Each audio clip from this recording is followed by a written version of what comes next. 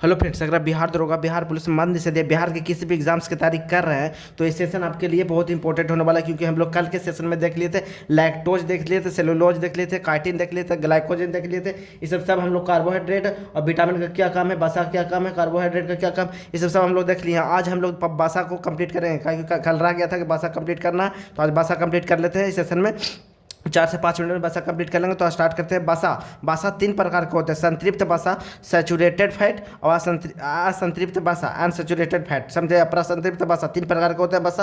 और संतृप्त वसा किसको कहेंगे? जो घी, चर्बी, मक्खन से जो वसा प्राप्त होता है उसको हम लोग संतृप्त वसा बोलते हैं। समझे? ये सब जंतु से प्राप्त होता है। और नारियल का तेल और ताड़ का तेल से प्लांट, मतलब कि प्लांट से संतृप्त वसा प्राप्त होता है। तो संतृप्त वसा का सोर्स क्या होगा? घी, चर्बी, मक्खन, नारियल का तेल वगैरह संतृप्त वसा का सोर्स हो गया। ठीक ना? ये एग्जाम्स में आता है। और 20 से 22 डिग्री सामान्य तापमान पर संतृप्त वसा ठोस अवस्था में होती है। समझे? 20 से 22 डिग्री पर ये सब क्या ठोस अवस्था में रहेगा। और संतृप्त वसा में हाइड्रोजन, ऑक्सीजन और कार्बन की मात्रा पर्याप्त होती है। ये सब याद रखिएगा, एग्जाम्स में आता है, मिलान करने के लिए दे देता है। समझे? इनके बीच के मध्य सिंगल बॉन्ड होते हैं। याद रखिएगा संतृप्त वसा के बारे में इतना ही याद रखिए। समझे? अधिक संतृप्त वसा का सेवन हमारे शरीर में एलडीएल कोलेस्ट्रॉल बढ़ा देता है। एलडीएल मतलब समझ रहे हैं ना? लो डेंसिटी लिपोप्रोटीन होता है। लो डेंसिटी लिपोप्रोटीन कोलेस्ट्रॉल होता है, वो उसको बढ़ा देता है, जिससे मोटापा और हार्ट अटैक्स का खतरा महसूस होता है। यहाँ पर इंपॉर्टेंट एग्जाम्स में आया है, कितना बार एग्जाम्स में यहाँ पर आया है। संतृप्त वसा की मात्रा, सामान्य मात्रा मस्तिष्क की क्रियाशीलता को बढ़ाती है। समझे? असंतृप्त वसा देख लेते हैं। और अगर चैनल पर नए हैं तो चैनल को सब्सक्राइब करिए, वीडियो को जरा लाइक करिए। समझे ना? आप लोग और इस सेशन डेली एक सेशन यहाँ से आपको मिलेगा। और यहाँ से रिवीजन बहुत स्पीड में हम लोग कर रहे हैं। एग्जाम्स रहते तो बहुत सब सिलेबस को उधर पर कर देंगे, एकदम रिविजन करके एकदम अथी कर देंगे। समझे? हटा देंगे एकदम रिविजन करके। और देखिएगा एग्जाम्स में कितना फायदा करेगा। असंतृप्त वसा सरसों, सोयाबीन, सूर्यमुखी आदि प्रमुख खाद्य तेल, मछली का तेल, कॉड लिवर ऑयल, ये सबसे पर्याप्त होता है क्या? असंतृप्त वसा। समझे? ये देखिए हेल्थ के लिए अच्छा नहीं है, पर ठीक ठाक है ये। लेकिन असंतृप्त वसा ठीक है, हार्ट के लिए भी अच्छा है ये असंतृप्त वसा। समझे ना?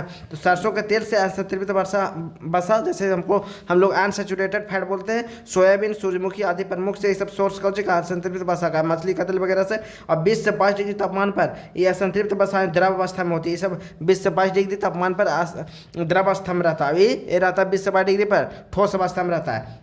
इसमें हाइड्रोजन की मात्रा में कमी आ जाती है और इसीलिए असंतृप्त वसा को ऊर्जा कम मिलती है। इसमें हाइड्रोजन की मात्रा कम होता है, इसीलिए हम लोग को ऊर्जा इसे असंतृप्त वसा से कम मिलता है। इससे कार्बन के मध्य एकल बॉन्ड के साथ डबल बॉन्ड भी पाया जाता है। अब हम लोग देख लेते हैं परासंतृप्त वसा। परासंतृप्त वसा किसको कहेंगे? वसा किसको कहेंगे? जिसको ट्रांस फैट बोलते हैं।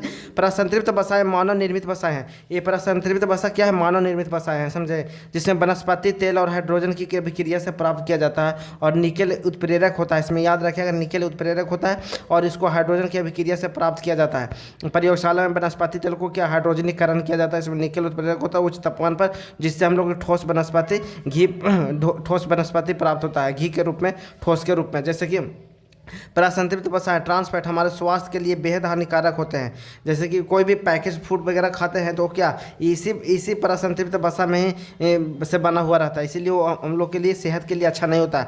परासंतृप्त वसा है, ट्रांस फैट हमारे स्वास्थ्य के लिए बेहद हानिकारक होते हैं। और क्यों उसको परासंतृप्त बना देता है? वनस्पति से ही बनता है, वनस्पति तेल से ही बनता है, जो अभी बढ़िया था, अच्छा था। हम लोग देख रहे थे ना असंतृप्त वसा, उसी को बना देता है, उसी से बनाता है। क्या उसको हाइड्रोजनीकरण करता है, उसमें हाइड्रोजन की मात्रा बढ़ा देता है, जिससे उसका लाइफ बढ़ जाता है, जल्दी ख़राब नहीं होता है और स्वाद थोड़ा ज़्यादा बढ़ जाता है। इसके लिए बनाया जाता है परासंतृप्त वसा, मानव निर्मित है। समझे? परासंतृप्त वसा है, ट्रांस फैट हमारे शरीर के लिए बेहद हानिकारक या हृदय की धमनियों, कोरोनरी में जमाव उत्पन्न कर देती है। जैसे हम लोग ये परासंतृप्त वसा खाते हैं तो क्या ये देखिए, ये जो हम लोग का धमनी है, इसमें क्या ये जमाव हो जाता है, वसा का जमाव हो जाता है दोनों तरफ, और धमनी क्या हो जाता है? ब्लॉक हो जाता है।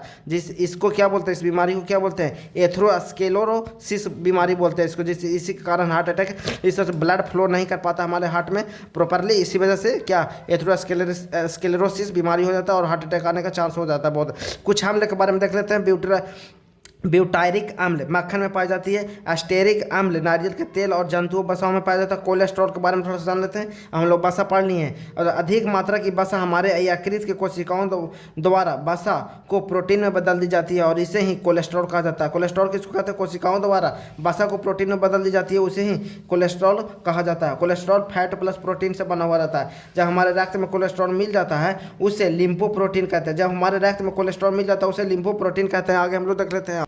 तो आगे देख रहे हैं कि कोलेस्ट्रॉल हमारे शरीर में हार्मोन एंजाइम विटामिन डी को निर्माण में सहायक होता है तथा उपपचयी क्रियाओं को बेहतर बनाता है। उपपचयी क्रिया किसको कहते हैं? कल के सेशन में बता चुके हैं। कोलेस्ट्रॉल केवल जंतु स्रोतों से मिलता है, यही वनस्पति से नहीं मिलता है। कोलेस्ट्रॉल केवल जंतु स्रोतों से मिलता है। जैसे हम बताएं पीछे ना, कोलेस्ट्रॉल कहाँ से थी? जंतु स्रोतों से मिलता है। जैसे घी से हो गया तो जंतु से ही ना आता है घी, तो उससे कोलेस्ट्रॉल मिलता है। मतलब कोलेस्ट्रॉल केवल जंतु स्रोतों से मिलता है, वनस्पति से नहीं मिलता है। लिपोप्रोटीन दो प्रकार के होते हैं, एक एलडीएल जिसको लो डेंसिटी लिपोप्रोटीन बोलते हैं, एचडीएल हाई डेंसिटी लिपोप्रोटीन मतलब उच्च घनत्व लिपोप्रोटीन, और निम्न घनत्व लिपोप्रोटीन। निम्न घनत्व लिपोप्रोटीन बैड होता है और उच्च घनत्व प्रोटीन अच्छा होता है, गुड होता है। इसमें फैट की मात्रा कम होता है, प्रोटीन की मात्रा ज़्यादा होती है। बैड की इसमें वसा की मात्रा ज़्यादा होता है और इसमें प्रोटीन की मात्रा कम होता है, इसीलिए बैड होता है। हम लोग नेक्स्ट सेक्शन में विटामिन और प्रोटीन कंप्लीट कर लेंगे पूरी तरीक़ा से, जहाँ से क्वेश्चन बहुत आते रहता है